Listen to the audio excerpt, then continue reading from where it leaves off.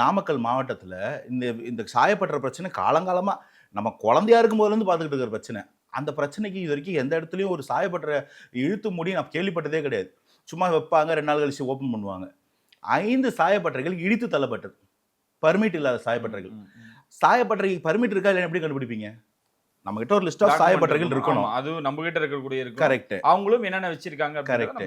நம்ம கிட்ட இப்போ ஒரு ரெஜிஸ்ட்ரேஷன் லிஸ்ட் இருந்தா நம்ம பார்க்கலாம். அந்த லிஸ்ட்ல பேரே இல்லாத ஒரு கம்பெனிய எப்படி போய் ஆய்வு பண்ணுவீங்க?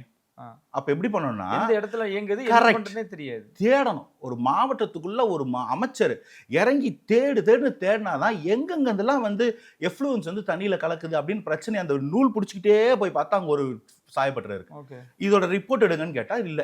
ஏன்னா அங்க சில கரப்ட் ஆபீசர்ஸ் வந்து அது காரணமா நிக்கிறாங்க. அப்ப அந்த தேடினா பர்மிட் பார்த்தா பர்மிட் இல்ல. அப்படி ஒரு சாயப்பட்டறை இயங்குறதுக்கு ரெக்கார்டே இல்ல.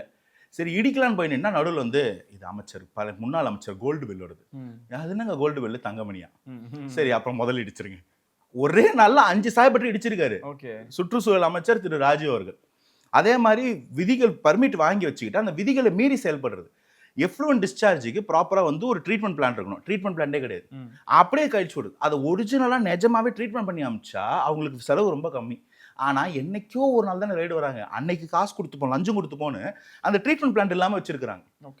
ஒட்டுமொத்த கொங்கு மண்டலத்தையும் சர்வேலன்ஸ்ல வச்சிருக்காரு அமைச்சர் இன்னைக்கு தேடிக்கிட்டு இருக்காங்க. அந்த அளவுக்கு ஒவ்வொருத்தரும் செயல்பட முடியும்னா டாஸ்மார்க்ல ஆரம்பிச்சு கனிமவளத்துல இருந்து சுற்றுச்சூழல் ஆரம்பிச்சு சத்துணவு வரைக்கும் ஒரு பள்ளி கல்வித்துறை ஆரம்பிச்சு ஒவ்வொன்றுத்துலையும் வேலை செய்யறாங்கன்னா இது எல்லாரும் பொறுப்புணர்ந்து இருக்காங்க. அந்த தலைவன் டெய்லி பேசிஸ்ல அவங்களை கைட் பண்ணிட்டு இருக்காரு. இவ்வளவுதான் எனக்கு தேவை. இப்படி ஒரு கொண்டாட்டமா ஒரு நல்லது நடக்கும்போது ஏன் போவானே? மக்களுக்கு வேற எதுக்கு மாற போறாங்க?